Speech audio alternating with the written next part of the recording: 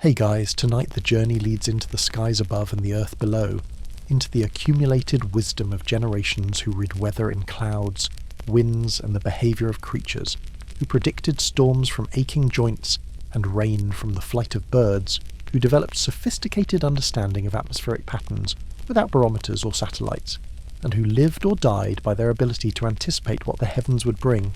Before settling in, take a moment to like the video and subscribe, but only if there's genuine interest in what unfolds here, and let everyone know in the comments where the viewing is happening from and what time it is there. It's always fascinating to see who's joining from around the world. Now dim the lights, maybe turn on a fan for that soft background hum, and ease into tonight's journey together. When modern minds think about weather prediction, certain images tend to surface. Satellite imagery showing swirling cloud systems, computer models projecting storm paths, meteorologists standing before green screens gesturing at digital maps. These technological marvels represent sophisticated understanding of atmospheric physics developed over the past century and a half. Yet for the vast majority of human history, people needed to predict weather without any of these tools, relying instead on observation, accumulated knowledge, and interpretive frameworks that mix genuine insight with superstition and hope. The importance of weather prediction to pre-modern peoples cannot be overstated. For agricultural societies, knowing when rain would come meant the difference between successful harvest and starvation. For seafarers, anticipating storms determined whether ships reached port safely or foundered with all hands lost. For travellers, predicting weather helped avoid deadly exposure to elements. For military commanders, weather forecasting shaped campaign timing and battle tactics. The stakes were enormous, and people's survival depended on their ability to read atmospheric signs. Understanding how people predicted weather without instruments reveals several intersecting dimensions of pre-modern life. It shows the observational skills that people developed through close attention to natural phenomena. It reveals the systematic accumulation and transmission of knowledge across generations through oral traditions and eventually written records. It demonstrates how practical observations became embedded in cultural frameworks including religion, folklore and superstition, and it illuminates the genuine insights people achieved alongside the inevitable mistakes and false correlations. The accuracy of pre-modern weather prediction was mixed and heavily dependent on time horizons. Short-term predictions, particularly for the next 12 to 24 hours, could be remarkably accurate when made by experienced observers in familiar regions.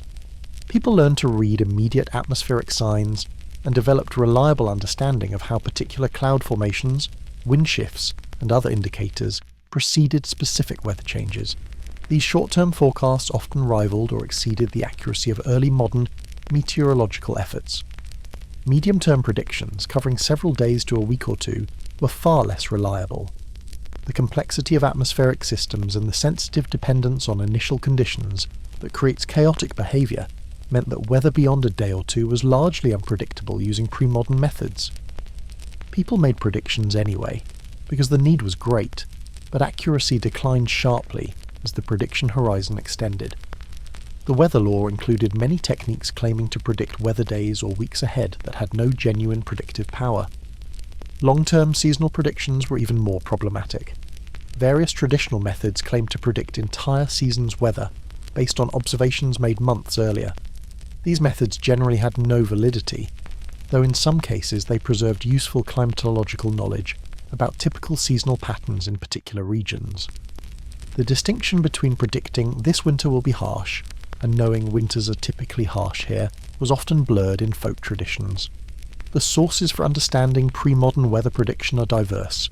Agricultural texts from various civilizations recorded weather law relevant to farming. Sailors' manuals and navigational guides preserved maritime weather knowledge.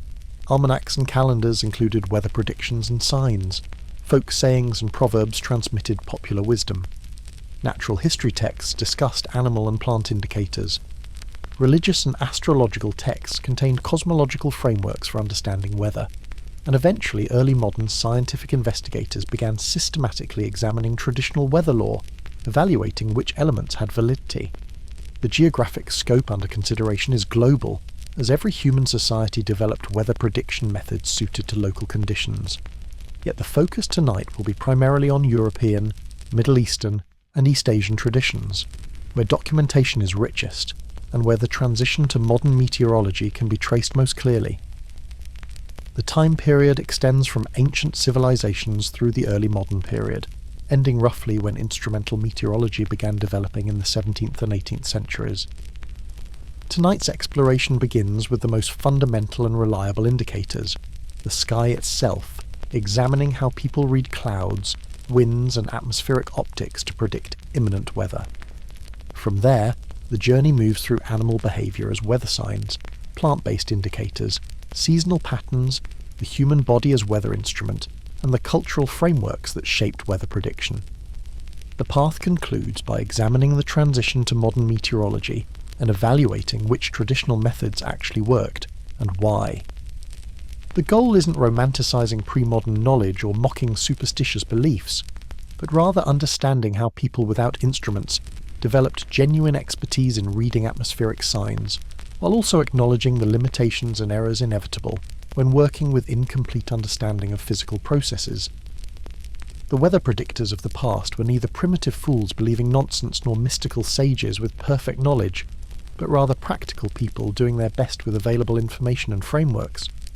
So settle in, perhaps with appreciation for the weather app on your phone that provides forecasts generated by supercomputer models, and prepare to discover how your ancestors predicted rain, storms and fair weather by watching the sky, observing creatures and trusting knowledge accumulated through centuries of careful attention to the atmosphere's moods and patterns. The reality involves more genuine skill than modern people might expect, alongside more superstition than ancient people would have admitted. The most direct and reliable source of weather information available to pre-modern peoples was the sky itself. Clouds, winds, colours and various optical phenomena provided immediate information about atmospheric conditions and near-term weather changes. People who spent their lives outdoors watching the sky constantly developed remarkable skill at reading these signs and predicting weather in the hours ahead. Understanding these sky reading techniques reveals genuine meteorological knowledge embedded in pre-modern observations. Cloud observation was fundamental to weather prediction across all cultures and eras. People recognized that different cloud types preceded different weather conditions, and they developed elaborate typologies categorizing clouds by appearance and associating each type with likely weather outcomes. While they lacked the modern classification system developed by Luke Howard in 1802, they nonetheless distinguished cloud types with practical accuracy. High, thin clouds that modern meteorology calls cirrus were recognized as signs of changing weather, often heralding approaching storms or weather system transitions. The traditional observation that mare's tails, cirrus clouds with streaming appearance, meant weather change was essentially correct, as these clouds form at the advancing edge of warm fronts bringing changed conditions. The time lag between cirrus appearance and actual weather change varied, but the correlation was real enough to make cirrus clouds useful indicators. Lower, thickening clouds that we call altostratus and nimbostratus were recognized as rain clouds. The gradual thickening of cloud cover, the lowering of cloud bases, and the darkening of skies were all correctly understood as signs of approaching precipitation. People learned that when cloud cover thickened and lowered progressively over several hours, rain was imminent. This observation was highly reliable for predicting precipitation within 6 to 12 hours.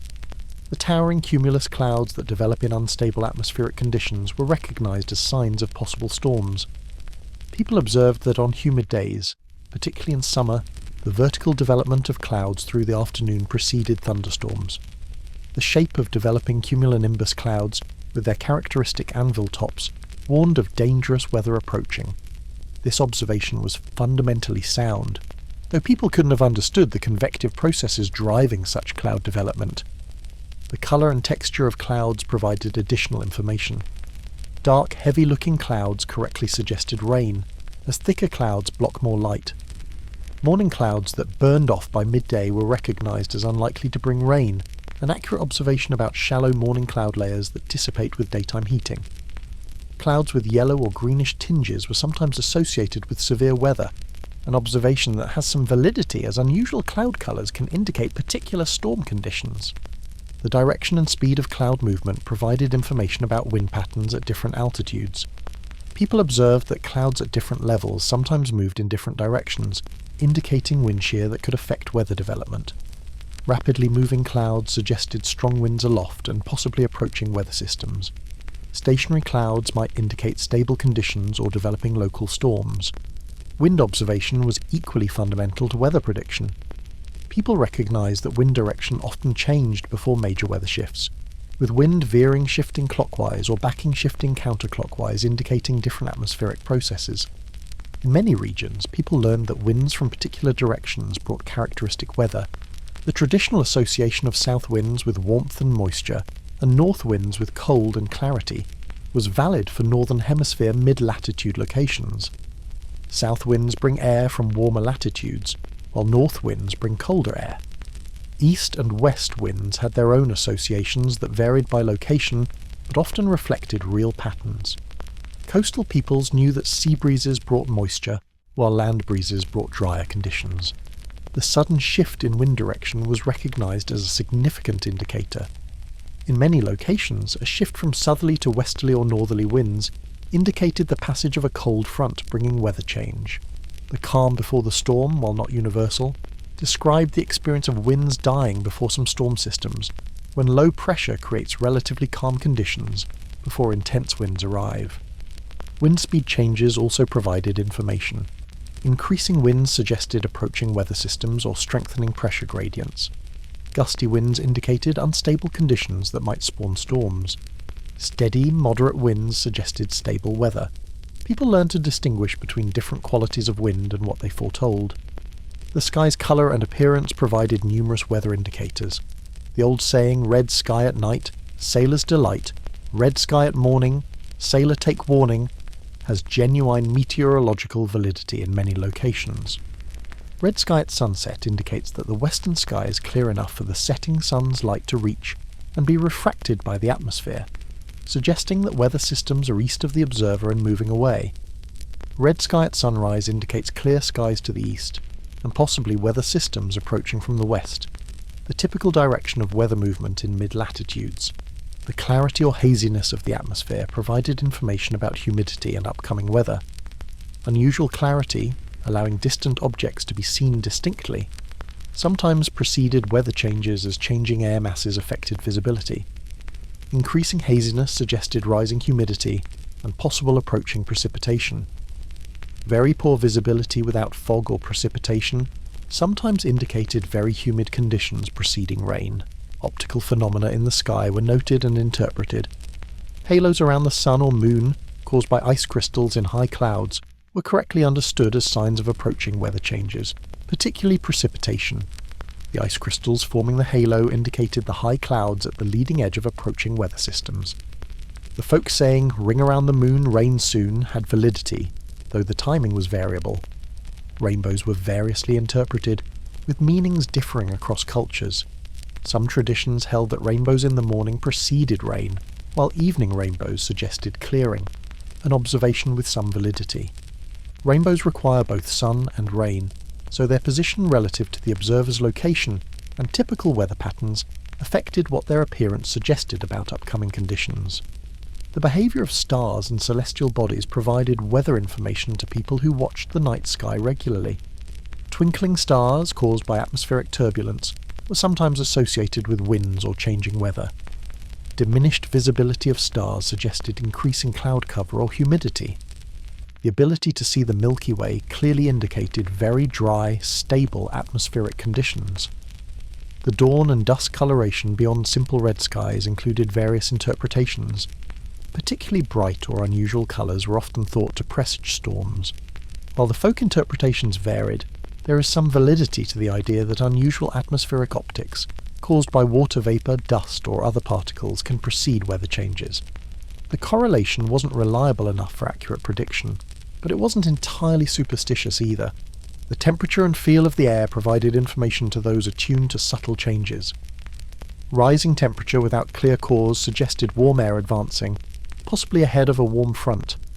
Sudden cooling might indicate cold air arriving or approaching storms.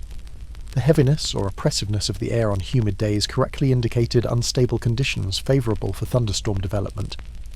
The smell of the air provided surprisingly useful information. The petrichor, the distinctive smell of rain on dry earth, actually comes from compounds released by soil bacteria and plants during rain. While this smell doesn't predict rain but rather accompanies it, people learn to smell approaching rain through other mechanisms. Moist air carries scents differently than dry air, and people claim to smell rain approaching through these olfactory changes. The sound propagation changes with atmospheric conditions. People observed that sounds travel differently depending on weather, with distant sounds audible more clearly before storms or in particular conditions. While the folk interpretations of why this occurred were often wrong, the observation was accurate. Sound propagation does change with atmospheric density, humidity, and temperature gradients. The dew formation at night provided information about overnight and next day weather.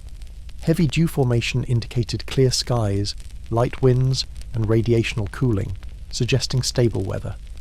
Absence of dew, despite otherwise favourable conditions, sometimes indicated increasing cloud cover or winds, possibly preceding weather changes.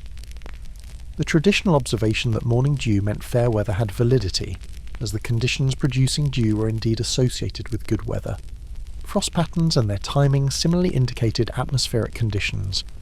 Early frost in autumn or late frost in spring had predictive value for seasonal weather patterns, though less than folk traditions claimed. The intensity and distribution of frost provided information about overnight conditions and local microclimates. The speed of weather changes provided information about the systems causing them. Rapidly developing and moving storms were correctly understood as different from slowly evolving weather patterns. The traditional knowledge that fast-moving weather passed quickly while slow-moving weather persisted had validity, though the physical mechanisms weren't understood. The integration of multiple sky signs into comprehensive forecast required skill and experience. Expert weather observers didn't rely on single indicators, but rather synthesized multiple observations.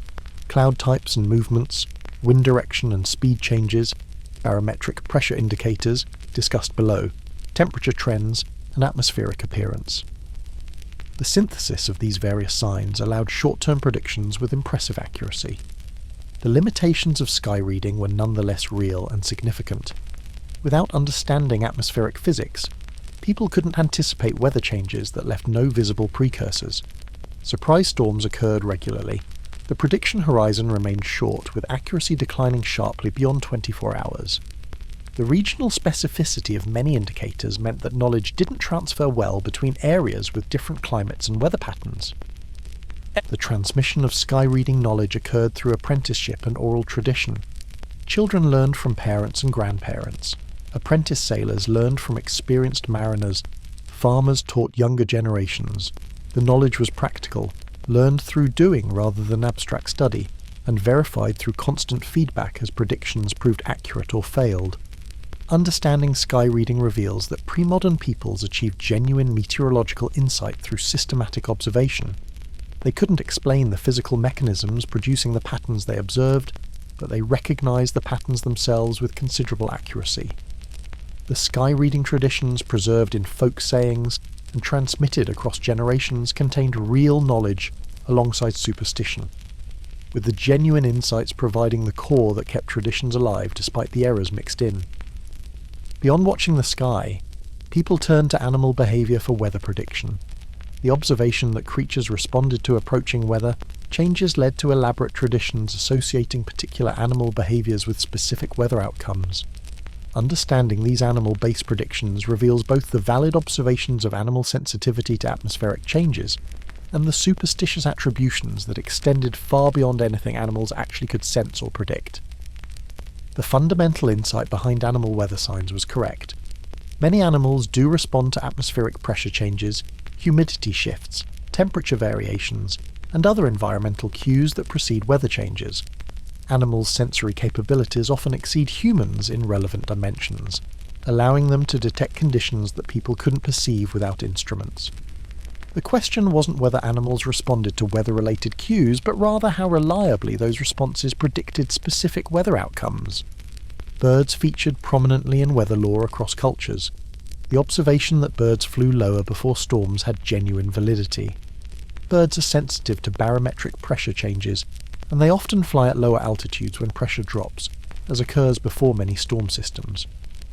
The behaviour resulted from birds' responses to pressure, affecting their flight patterns, and possibly their prey's behaviour.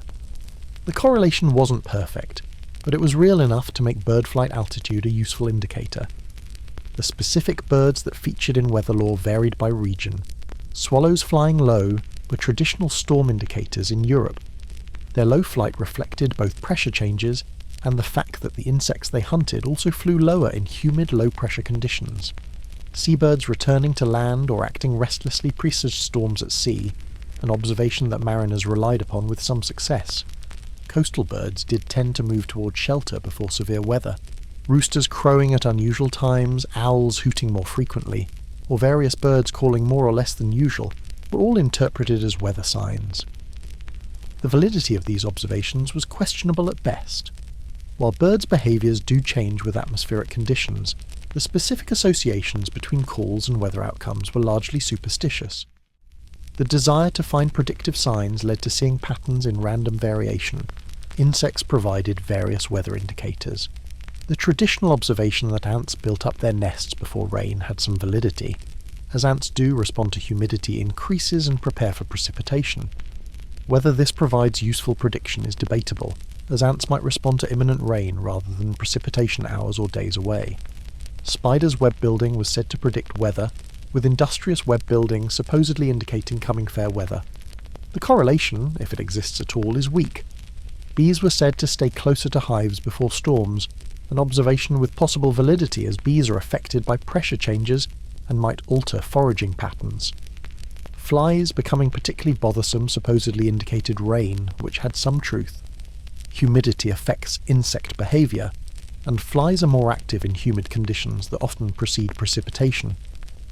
Crickets chirping more or less frequently was associated with temperature and sometimes weather changes, with the chirp rate observation being valid for temperature but questionable for weather prediction.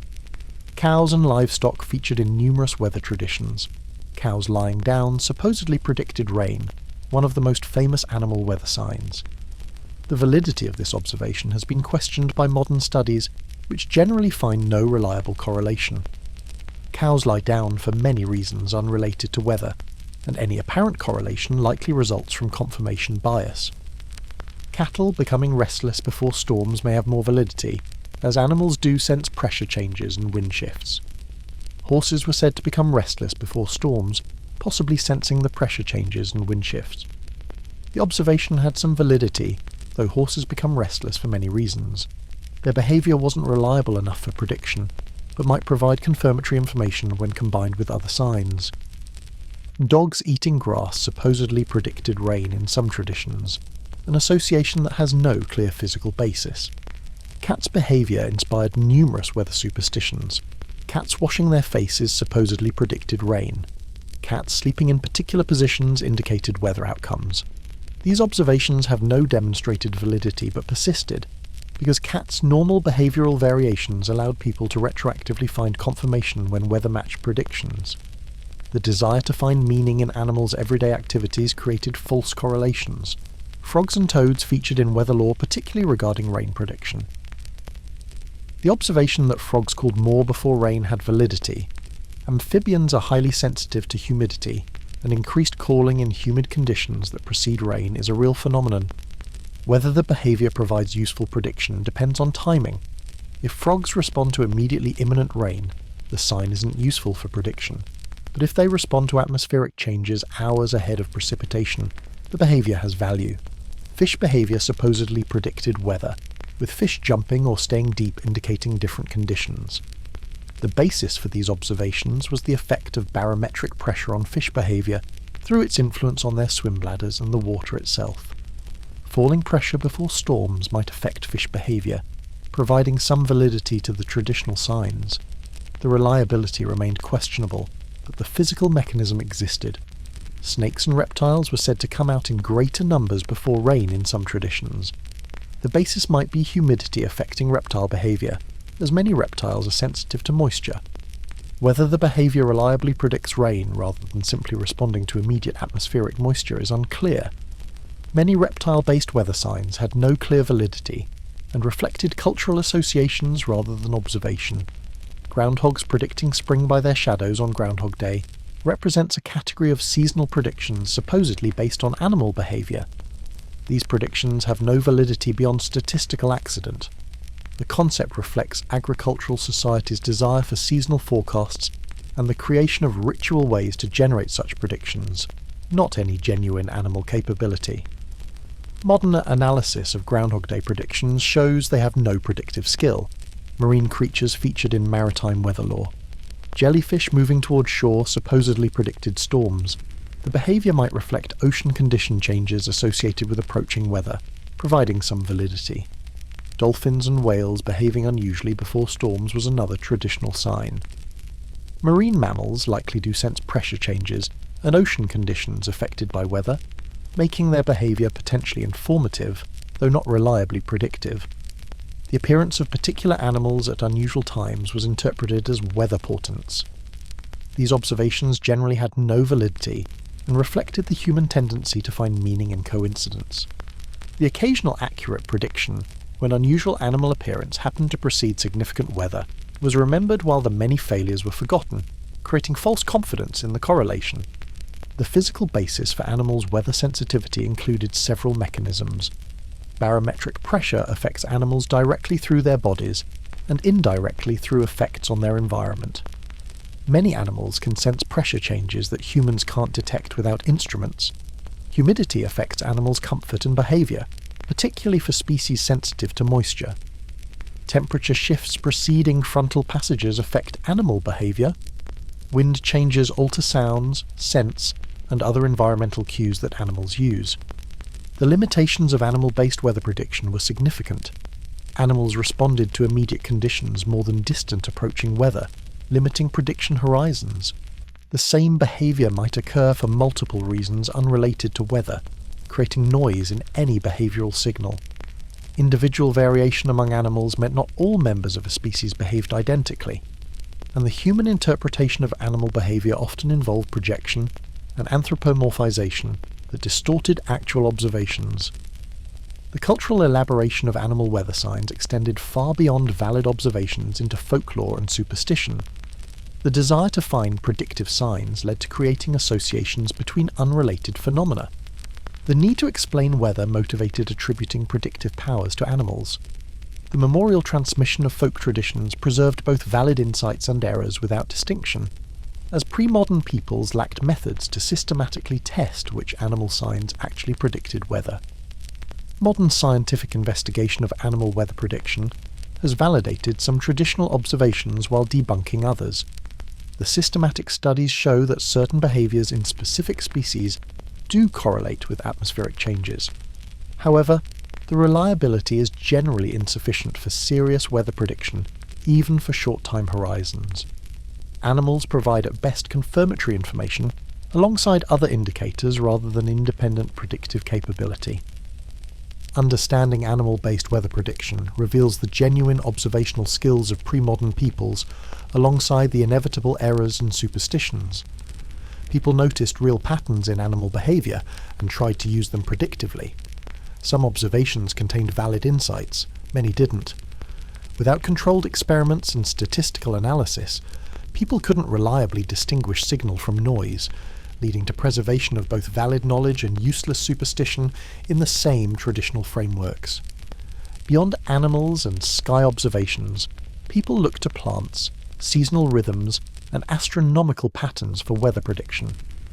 These sources provided different types of information, with plant-based signs offering immediate indicators while seasonal and astronomical observations addressed longer-term patterns. Understanding these methods reveals the diverse strategies people employed to anticipate weather across various timescales. Plant responses to atmospheric conditions provided immediate short-term weather indicators. Many plants are sensitive to humidity, with visible responses to moisture changes. The observation that certain plants closed their flowers or leaves before rain had genuine validity. Morning glory flowers closing during the day supposedly predicted rain.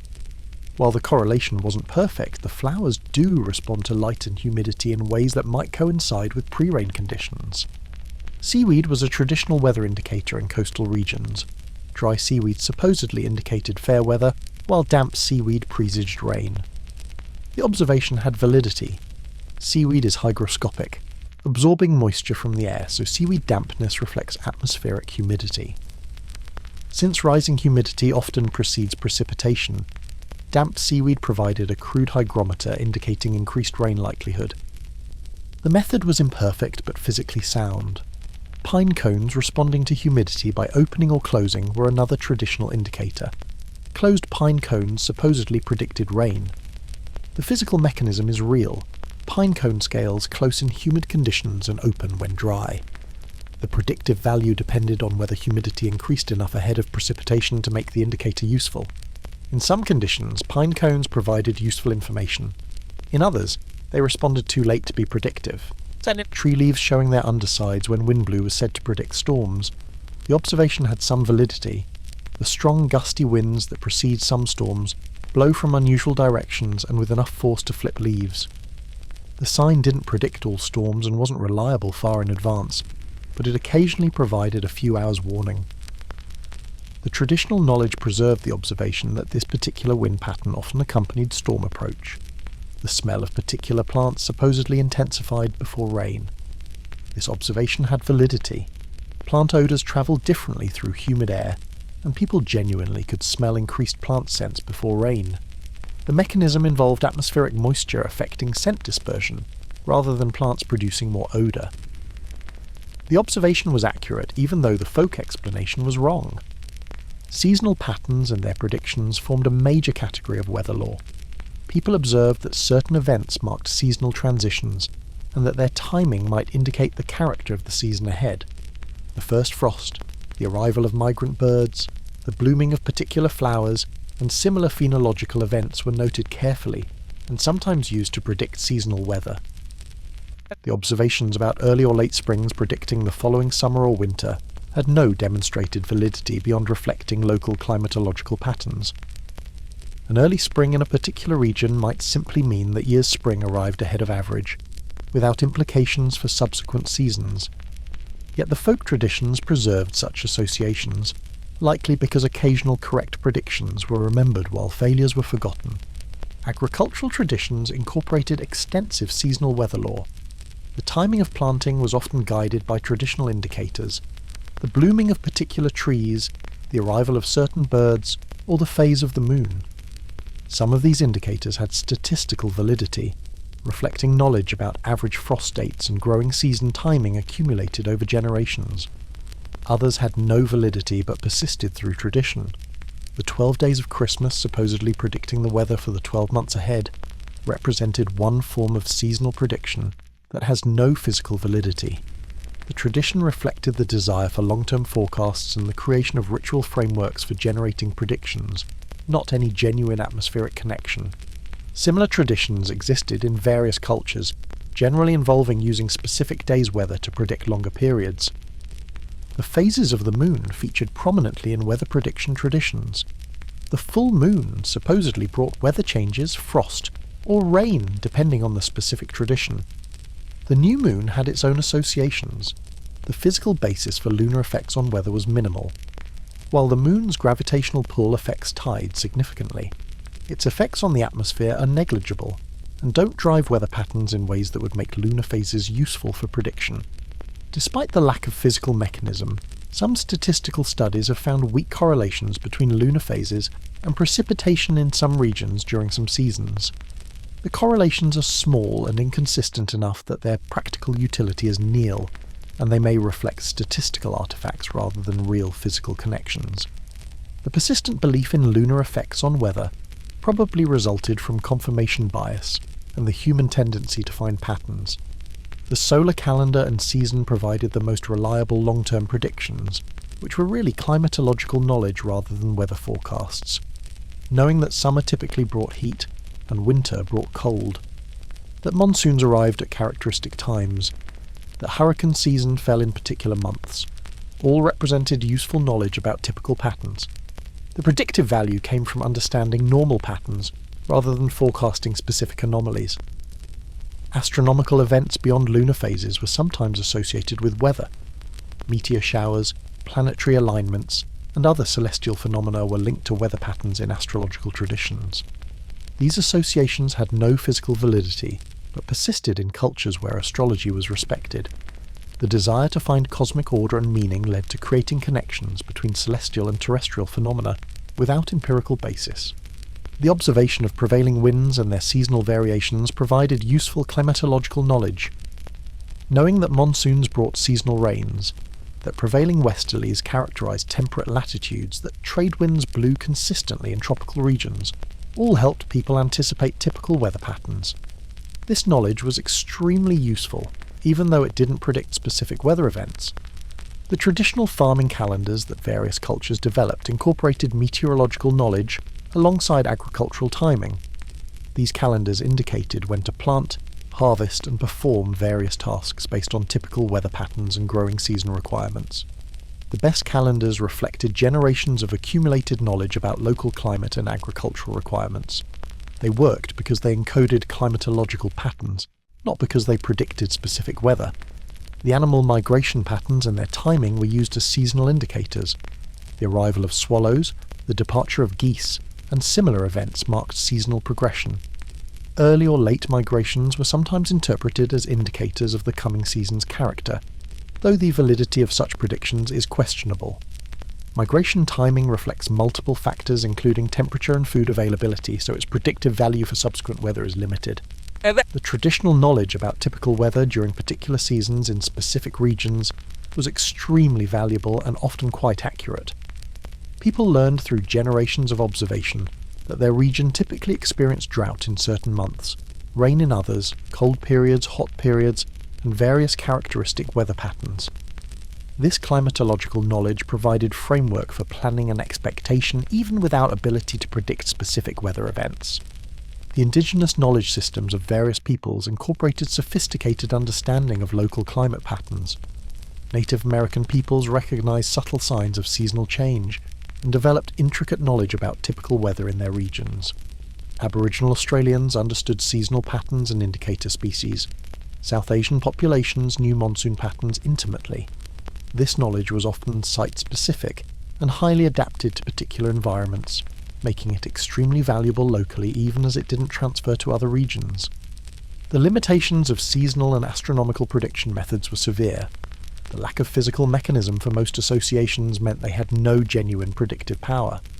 The climate patterns they described were averages that individual years often deviated from significantly. The human tendency to remember successes and forget failures created false confidence in methods that lacked validity. The desire for long-term predictions led to creating systems that couldn't possibly work given atmospheric chaotic nature. The modern understanding of climate versus weather helps clarify what traditional methods could and couldn't do. Climate describes average patterns and typical conditions, which people observed accurately over long periods. Weather describes specific events, which are much harder to predict. Traditional methods that encoded climatological knowledge were valuable. Those claiming to predict specific weather far in advance were based on false premises and couldn't work. Understanding plant, seasonal, and astronomical approaches to weather prediction shows both the genuine insights people achieved and the limitations imposed by incomplete physical understanding. The valid observations about humidity-sensitive plants and climatological patterns provided useful information. The superstitious associations between unrelated phenomena led people astray. Without modern physics and statistics, people couldn't reliably distinguish valid methods from invalid ones, leading to preservation of both in traditional knowledge systems.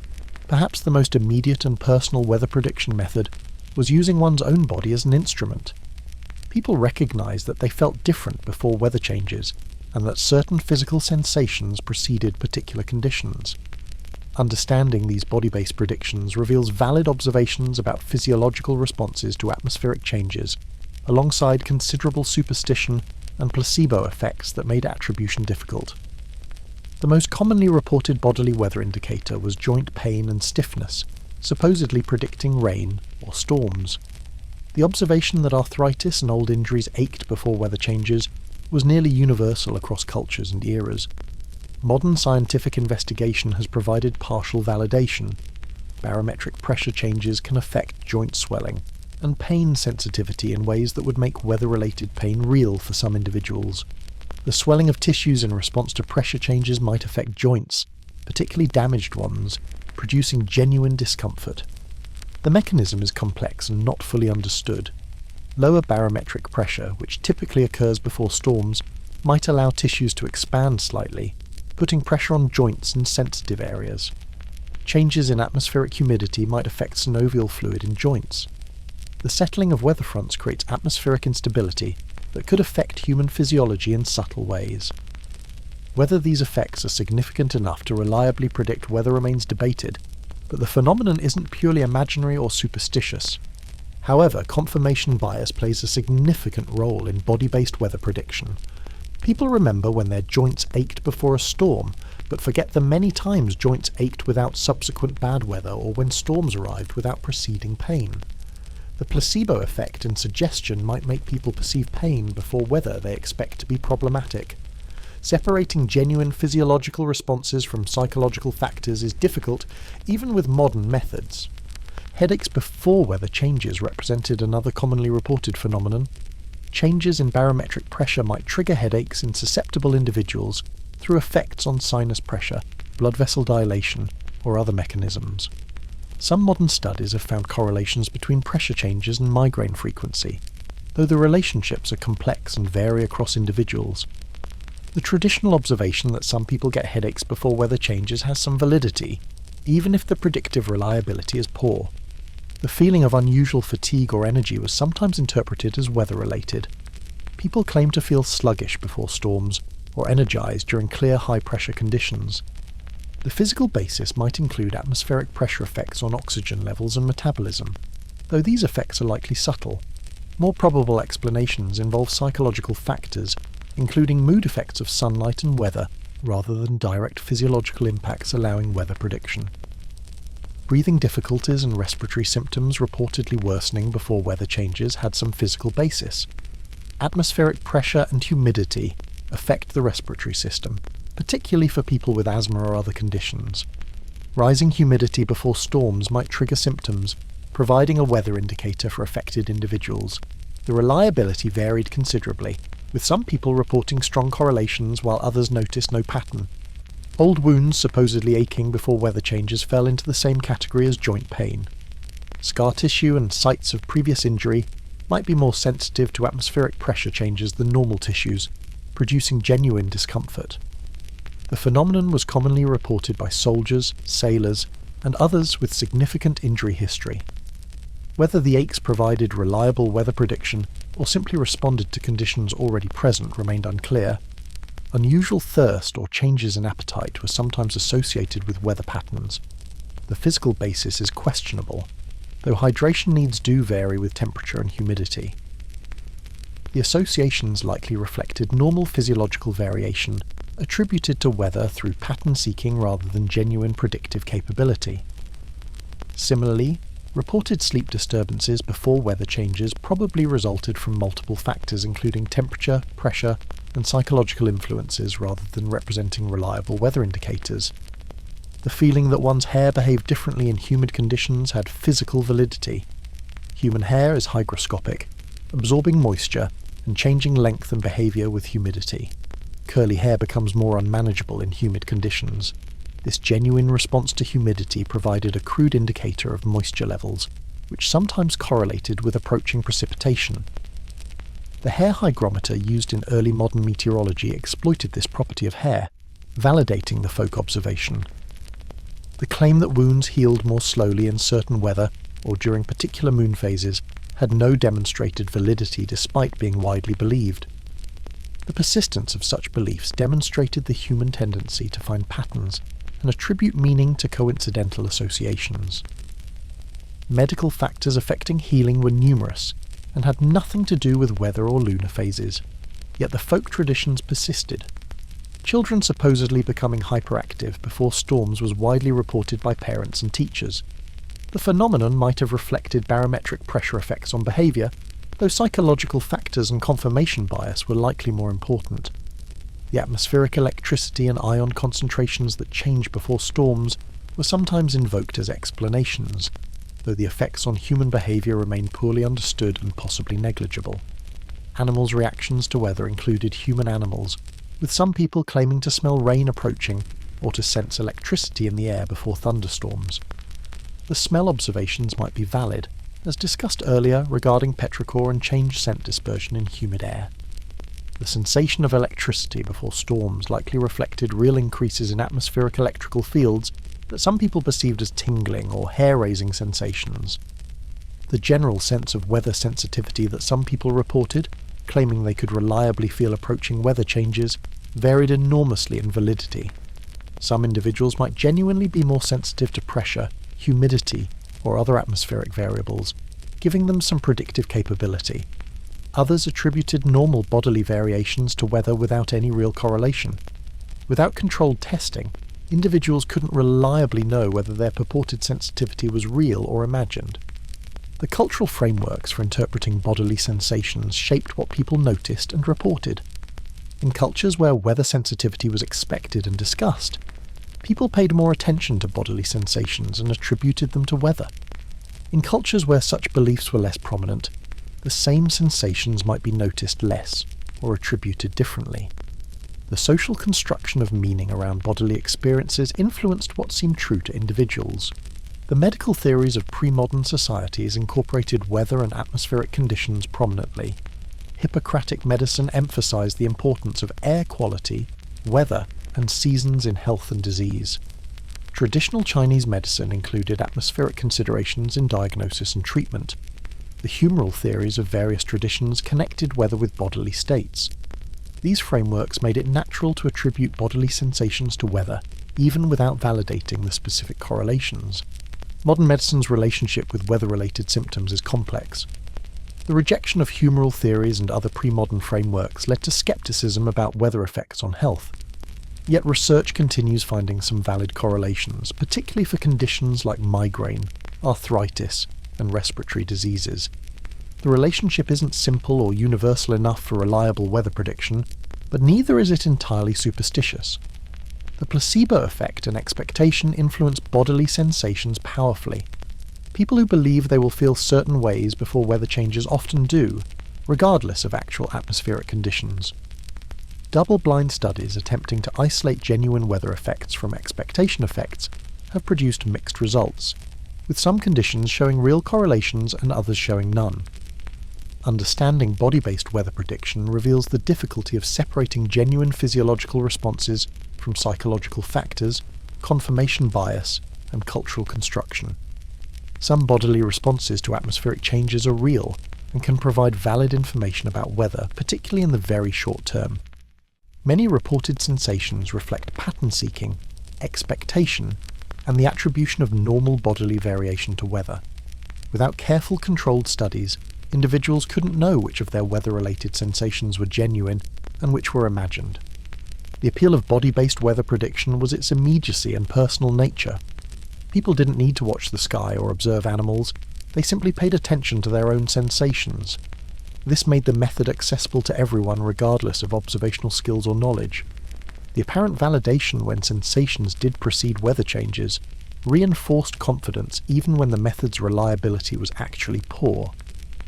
The human body as weather instrument was ubiquitous but unreliable, providing genuine information in some cases, but primarily reflecting the human need to find patterns and predict the unpredictable.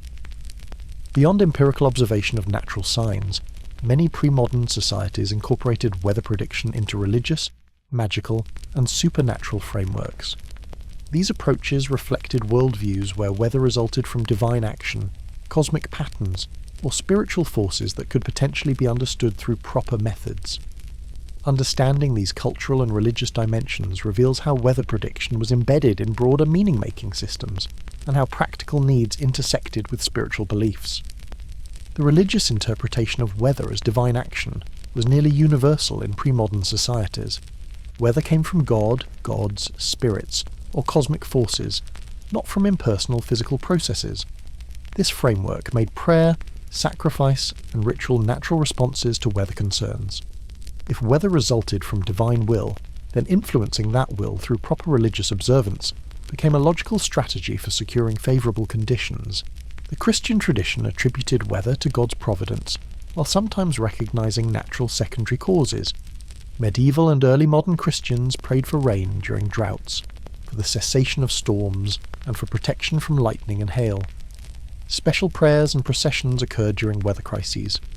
Saints were invoked for protection against weather hazards, with various saints having particular associations: St. Medard for rain, St. Swithin for fair weather, St. Barbara for protection from lightning.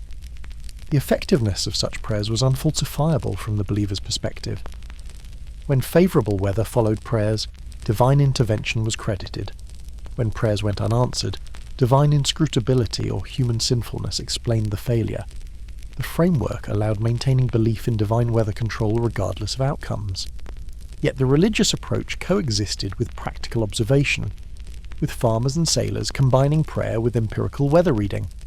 Islamic traditions similarly understood weather as controlled by Allah while developing sophisticated meteorological observations. The connection between prayer and rain was explicit, with special rain prayers, Salat al-Istisqa, performed during drought. The tradition incorporated both religious submission to divine will and practical observation of natural signs. Muslim scholars contributed to meteorological knowledge while maintaining religious frameworks for ultimate causation.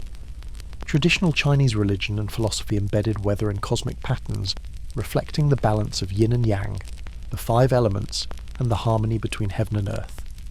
Weather anomalies might indicate cosmic imbalance or improper rulership.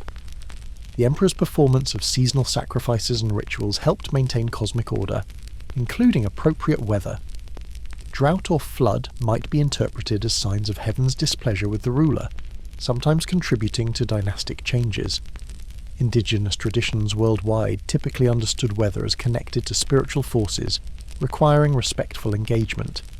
Rain dances and weather ceremonies represented attempts to maintain proper relationships with the powers controlling weather. These practices combined religious expression with social cohesion during weather crises. Whether participants believed ceremonies literally caused weather changes or understood them as symbolic expressions of community needs and hopes varied across individuals and traditions. Astrology provided framework for weather prediction in many pre-modern societies. The positions and movements of celestial bodies were thought to influence terrestrial weather through cosmic sympathies and emanations. Astrological weather prediction involved calculating planetary positions and aspects, consulting traditional associations between celestial configurations and weather patterns, and interpreting resulting forecasts. The method had no physical validity but was taken seriously by educated elites, alongside empirical observation. Medieval and Renaissance almanacs combined astronomical calculations with astrological weather predictions. These publications provided calendars showing moon phases, planetary positions and seasonal markers alongside weather forecasts based on astrological principles. The almanacs were widely used despite their predictions having no demonstrated accuracy. They persisted because they provided the long-term forecasts people desperately wanted, even though such predictions were impossible. The astrological tradition distinguished between general seasonal predictions and specific event forecasts. General predictions about seasonal character based on planetary positions at solstices and equinoxes were thought to be more reliable than specific daily forecasts. The distinction reflected some recognition that long-range detailed predictions were unreliable even within astrological frameworks. Yet the fundamental premises of astrological weather prediction lacked physical basis. Magic and divination provided additional supernatural approaches to weather prediction. Various divination methods were applied to weather questions: reading omens in animal entrails, casting lots, interpreting dreams, consulting oracles, and numerous other techniques. These methods assumed that future weather was knowable through supernatural means, even when natural signs provided no information. The techniques had no validity, but met psychological needs for certainty about unpredictable future conditions. Weather magic extended beyond prediction to attempted control. Magicians and shamans in various traditions claimed ability to bring rain, dispel storms, or otherwise manipulate weather through spells and rituals. The persistence of such claims, despite their impossibility, reflected both the social functions served by weather magic practitioners and the human need to feel some control over environmental conditions affecting survival. The witch trials of early modern Europe included accusations of weather magic, with witches supposedly causing destructive storms, droughts, and other weather disasters through malefic magic. These accusations reflected anxieties about weather's economic impacts and the need to explain apparently supernatural weather events. The beliefs in weather witchcraft caused immense human suffering, while having no basis in reality. Folklore preserved numerous supernatural weather beliefs. Omens and portents supposedly predicted weather, unusual animal behaviour, celestial phenomena, strange occurrences all might be interpreted as signs of approaching weather. These beliefs mixed observation of natural correlations with supernatural interpretation, creating frameworks where genuine and superstitious elements were thoroughly intertwined. The concept of prophets, or individuals with special weather prediction abilities, existed in many societies. These people claimed particular sensitivity to weather or special knowledge allowing superior forecasts. Some were likely skilled empirical observers whose genuine abilities were attributed to supernatural gifts. Others were charlatans exploiting believers. The cultural frameworks making such prophets socially meaningful often didn't distinguish between natural skill and supernatural power. The persistence of supernatural and religious approaches to weather, despite their lack of demonstrated validity, requires explanation. Several factors contributed: the unfalsifiability of many claims within religious frameworks, the psychological comfort of believing someone or something controlled weather rather than it being chaotic, the social function served by religious and magical specialists, and the genuine difficulty of evaluating predictive methods without modern statistical tools. The coexistence of empirical and supernatural approaches in the same individuals and societies shows that pre-modern people didn't necessarily see these as contradictory. A sailor might carefully watch cloud formations and wind direction, while also praying to patron saints for safe passage. A farmer might note atmospheric signs while consulting astrological almanacs. The integration of different knowledge systems reflected practical pragmatism. Use everything available because the stakes were too high to rely on any single method. The critique of supernatural weather prediction methods developed slowly. Some medieval scholars distinguished between natural weather signs based on observation and superstitious beliefs without empirical support. The development of experimental methods and statistical thinking in the early modern period provided tools for evaluating predictive methods more rigorously. Yet religious and supernatural frameworks remained influential, even as empirical meteorology developed. The transition from religious/supernatural to scientific frameworks for understanding weather was gradual and contested. The mechanical philosophy and natural theology of the 17th and 18th centuries maintained divine ultimate causation while seeking natural mechanisms. The complete naturalization of weather as purely physical phenomenon occurred slowly and incompletely, with religious interpretations persisting alongside scientific ones. Understanding the cultural, religious, and supernatural dimensions of weather prediction reveals that weather was never purely a physical phenomenon in pre-modern consciousness. It was embedded in religious worldviews connected to cosmic order and subject to spiritual influences. The methods people used for prediction reflected these frameworks, combining practical observation with religious practice and supernatural belief in ways that made sense within their cultural contexts. The limitation of these supernatural approaches from modern perspective is obvious. They didn't work and couldn't work. Weather results from physical processes, not divine will or cosmic influences detectable through astrology or divination. Yet the approaches met psychological and social needs that purely empirical methods didn't address. They provided meaning for weather events, offered sense of control, or at least understanding, and integrated weather prediction into comprehensive worldviews explaining humanity's place in the cosmos. Assessing the accuracy of pre-modern weather prediction requires careful consideration of what people were trying to predict, the methods they used, the time horizons involved, and the criteria for success. Understanding both the genuine capabilities and severe limitations of traditional methods provides balanced appreciation for human weather prediction before modern meteorology. The short-term predictions based on immediate atmospheric signs had the highest accuracy. Experienced observers in familiar regions could predict weather in the next 6 to 24 hours with considerable success by reading clouds, winds, and other direct indicators. Studies of traditional weather lore have found that many short-term signs do correlate with subsequent weather changes. The correlations aren't perfect, but they're substantial enough to make the methods practically useful. The specific accuracy rates varied by indicator and conditions. Cloud observation by skilled observers might achieve 70 to 80% accuracy for predicting precipitation within 12 hours. Wind direction changes might similarly predict approaching fronts reliably. The observation that animals flew or behaved differently before storms had statistical validity, even if the correlation wasn't strong enough for precise prediction. These methods worked because they detected real atmospheric changes preceding weather transitions. The accuracy declined sharply with prediction horizon. Predictions more than 24 hours ahead became increasingly unreliable. Forecasts several days in advance were essentially no better than random guessing. The physical reasons for this decline include the chaotic nature of atmospheric systems and sensitive dependence on initial conditions. Small differences in current conditions create diverging future trajectories, making extended forecasts impossible without detailed atmospheric measurements and sophisticated models. The seasonal and long-term predictions had essentially no skill beyond reflecting climatological averages. Methods claiming to predict an entire season's weather from observations made months earlier, or to forecast winter severity from summer conditions, had no validity. The apparent successes resulted from statistical chance, memory bias favouring remembered successes, and the tendency for some regions to have relatively consistent seasonal patterns, making climatological averages fairly reliable. The testing of traditional weather law using modern methods has produced mixed results. Some traditional signs show statistically significant correlations with subsequent weather. Others show no correlation or correlations too weak for practical use.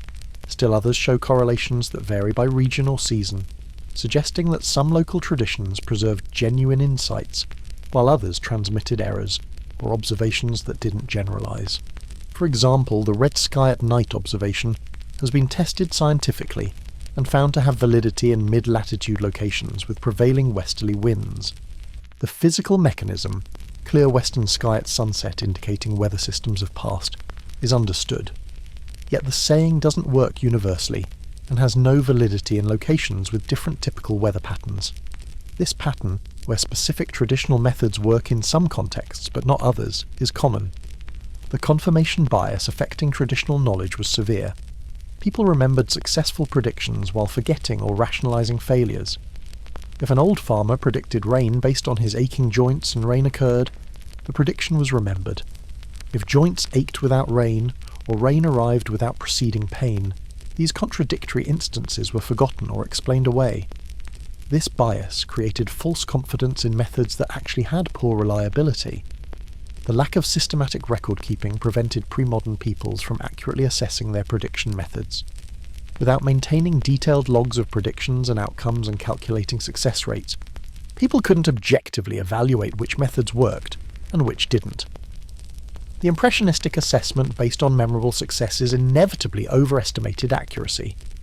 The statistical fallacies pervading traditional weather prediction included confusion of correlation with causation, acceptance of anecdotal evidence, failure to account for base rates, and numerous other errors. Without formal statistical training and methods, people couldn't avoid these fallacies when evaluating prediction methods.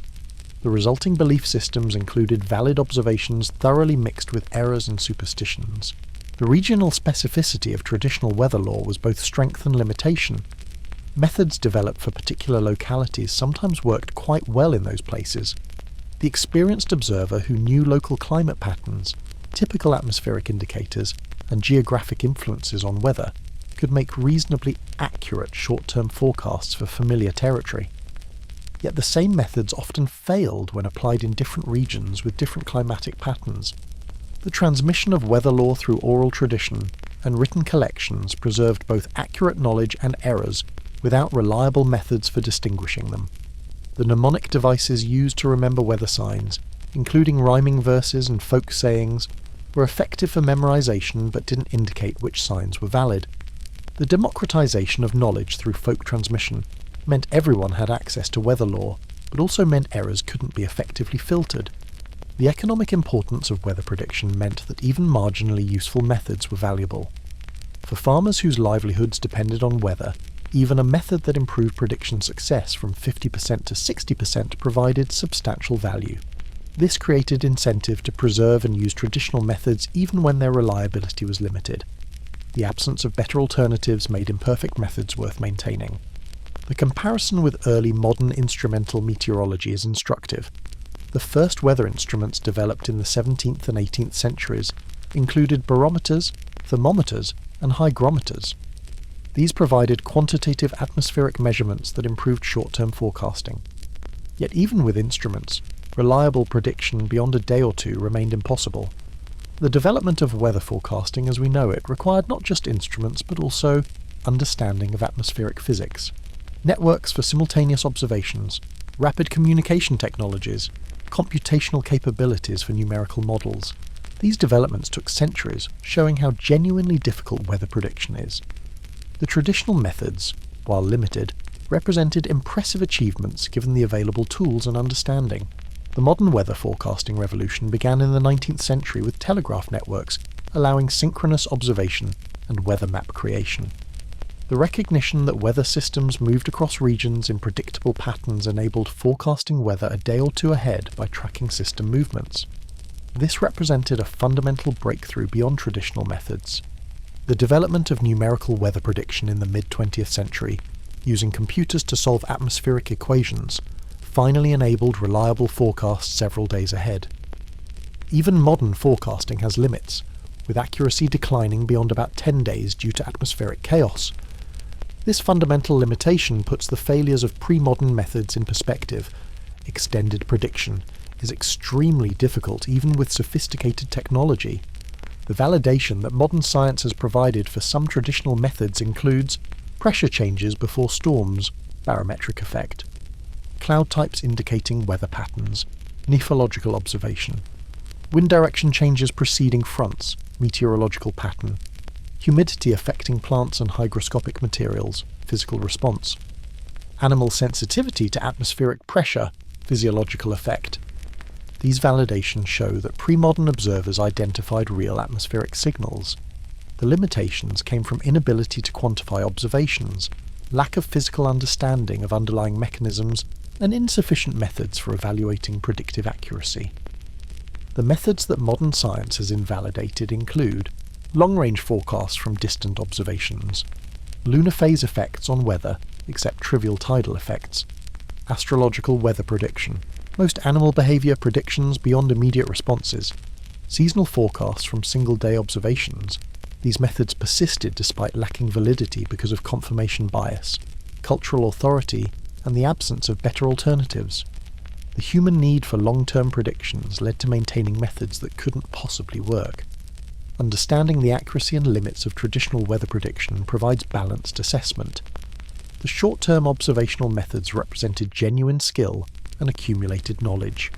The long-term and supernatural methods had no validity and couldn't have worked. The mixed success of pre-modern weather prediction reflected the mixing of real insights with inevitable errors and the preservation of both through cultural transmission that couldn't effectively discriminate between them. The development of modern meteorology beginning in the 17th century and accelerating through the 19th and 20th centuries transformed weather prediction from qualitative observation to quantitative science. Understanding this transition reveals both the continuities with traditional methods and the revolutionary breakthroughs that finally enabled reliable forecasting beyond immediate time horizons. The invention of weather instruments was the crucial first step. The thermometer, developing in the early 17th century, provided quantitative temperature measurements. The barometer, invented by Torricelli in 1643, measured atmospheric pressure and proved particularly valuable for weather forecasting. The recognition that falling barometer readings preceded storms gave forecasters a powerful predictive tool. The hygrometer measured humidity quantitatively. Anemometers measured wind speed. These instruments transformed weather observation from qualitative descriptions to quantitative measurements. Instead of saying the air feels heavy, observers could record specific pressure readings. The quantification enabled systematic comparison of observations across time and space, allowing pattern recognition impossible with qualitative descriptions. It also revealed atmospheric variations too subtle for human senses to detect. The organisation of weather observation networks in the 18th and 19th centuries allowed collecting simultaneous data from multiple locations. These networks revealed that weather systems moved across regions in organised patterns.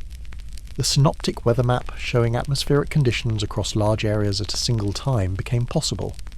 The recognition that weather systems were large-scale phenomena that moved predictably enabled forecasting by tracking system movements. The telegraph's invention in the 1840s provided rapid communication essential for weather forecasting. Observations from distant locations could be transmitted quickly, allowing weather maps to be constructed in near real time. The first national weather services emerged in the mid-19th century, systematically collecting observations, creating weather maps and issuing forecasts. This represented the institutionalization of meteorology as government function. The understanding of atmospheric physics developed gradually through the 18th and 19th centuries. Scientists recognized that air had weight and pressure, that temperature differences drove atmospheric circulation, that the Earth's rotation affected wind patterns through the Coriolis effect, and that water vapour phase changes were central to weather. This theoretical understanding allowed explaining why observed patterns occurred and predicting weather based on physical principles rather than just empirical patterns. The Bergen School of Meteorology in the early 20th century revolutionised weather forecasting by developing the concept of weather fronts. They recognised that boundaries between air masses of different temperatures and moisture were sites of weather development. The frontal concept provided framework for understanding storm systems and enabled more accurate forecasting. This represented the maturing of meteorology as quantitative science. The development of numerical weather prediction, beginning in the 1950s, represented another revolutionary breakthrough. Using computers to solve atmospheric physics equations allowed forecasting weather several days ahead with reasonable accuracy. The technique required massive computational power and sophisticated mathematical models, finally becoming practical with computer technology. Numerical prediction remains the foundation of modern forecasting. The satellite era, beginning in the 1960s, provided global atmospheric observations impossible through ground networks. Weather satellites revealed cloud patterns, storm systems, and atmospheric features visible only from space. The imagery transformed forecasters' ability to track systems and understand global circulation patterns. Satellites enabled forecasting in regions without ground observation networks. The integration of diverse data sources in modern forecasting includes surface weather stations, weather balloons, radiosondes, aircraft observations, weather radar, weather satellites, ocean buoys, automated weather stations. This dense observation network provides the initial conditions for numerical models and allows tracking atmospheric evolution with unprecedented detail. The computational advances enabling modern forecasting include supercomputers running complex atmospheric models, ensemble forecasting using multiple model runs, data assimilation integrating diverse observations, specialized models for particular phenomena, hurricanes, severe weather. The computational demands are enormous, with weather centers operating some of the world's most powerful computers. Despite these advances, fundamental limits remain. The chaotic nature of atmospheric systems limits deterministic prediction to about 10 to 14 days. Beyond this horizon, small errors in initial conditions create diverging forecasts and prediction skill approaches climatological averages. This fundamental limit means that some weather prediction problems that pre-modern peoples attempted, particularly long-range forecasts, remain impossible even with modern technology. The probabilistic approach to modern forecasting represents another advance beyond traditional methods. Instead of categorical predictions, "it will rain," modern forecasts give probabilities, 60% chance of rain. This honestly communicates uncertainty and provides more useful information for decision-making. The pre-modern binary predictions concealed the uncertainty inherent in forecasting. The continuities between traditional and modern methods are significant. Modern forecasters still observe cloud patterns, wind directions, and other signs that traditional observers used. The difference is that modern forecasters understand the physical mechanisms producing these signs and integrate them into comprehensive models. The traditional observations provided empirical knowledge that science later explained and systematized. The validation that modern meteorology has provided for traditional methods has been mentioned earlier, but deserves emphasis. The fact that some folk weather signs have proven scientifically valid vindicates the observational skills of pre-modern peoples. They genuinely identified atmospheric signals, even without understanding the underlying physics. This validation shows that traditional knowledge deserves respect, even when it requires translation into modern frameworks. The rejection of invalid traditional methods by science represents important progress. The elimination of astrological prediction, lunar phase superstitions, and various unfounded animal behavior signs from serious meteorology has improved forecasting accuracy. Yet the rejection has sometimes been incomplete, with folk beliefs about weather persisting in popular consciousness despite scientific debunking. The democratization of weather information through technology has transformed how people engage with forecasting. The weather forecast on every smartphone provides information more accurate and detailed than even kings could access historically. Yet this easy access has perhaps reduced the weather observation skills that pre-modern peoples developed through necessity. Modern people rarely develop the ability to read clouds and predict weather personally. The cultural meaning of weather has changed with reliable forecasting. Weather's unpredictability made it fundamentally mysterious and threatening to pre-modern peoples. Modern forecasting hasn't eliminated weather's dangers, but it has reduced mystery through understanding and improved preparation through advance warning. The existential relationship to weather that shaped pre-modern life has changed for those with access to modern forecasts. The continuation of folk weather beliefs despite scientific advances reflects both cultural inertia and the genuine difficulty of breaking from traditional frameworks. Many people still claim to feel weather changes in their joints, to believe in lunar effects, or to trust traditional signs despite scientific evidence against these beliefs. The persistence shows how deeply embedded folk meteorology remains in popular consciousness. Understanding the transition to modern meteorology reveals both how revolutionary the scientific developments were and how they built on traditional observational knowledge. The instrumental measurements, physical understanding, communication technologies, and computational capabilities that enable modern forecasting represent genuine breakthroughs beyond anything available traditionally. Yet the foundation was the patient observation of atmospheric patterns that traditional methods pioneered. Modern meteorology represents the fulfillment of age-old human desires to predict weather reliably, achieving what traditional methods attempted but could accomplish only imperfectly. As the clouds gather or disperse, as the winds shift or steady, as the atmosphere moves through its endless cycles of change, reflection on how people predicted weather without tools reveals sophisticated observational capabilities alongside inevitable limitations. The history of weather prediction shows human ingenuity in reading natural signs, while also showing the boundaries of what observation alone could achieve without physical understanding and computational power. The genuine achievements of traditional weather prediction deserve recognition and respect. People developed real skill at reading atmospheric signs and making useful short-term predictions. The observations of clouds, winds, and various indicators identified patterns that modern science has validated. The accumulated knowledge transmitted through generations represented systematic approach to understanding weather, even without formal scientific method. These achievements came through patient attention to nature and careful noting of what signs preceded what weather. The courage required to live by weather prediction without instruments or reliable long-range forecasts should be acknowledged. Farmers planted crops trusting their ability to predict seasonal weather, knowing their family's survival depended on those judgments. Sailors ventured onto the sea using weather signs that might warn of approaching storms or might fail without warning. The vulnerability to weather's vagaries, without the buffer of modern forecasting and technology, made life precarious in ways difficult for modern people to fully appreciate. The integration of weather knowledge into broader cultural frameworks showed how observation and interpretation shaped each other. The religious explanations for weather, the astrological predictions, the folk beliefs about animals and signs, all represented attempts to make sense of atmospheric phenomena within available conceptual frameworks.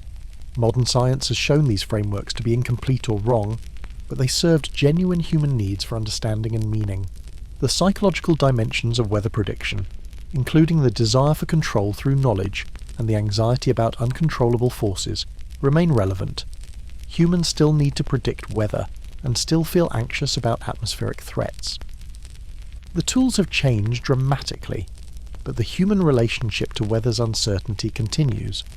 Understanding how our ancestors managed this uncertainty without modern resources provides perspective on human resilience and adaptability.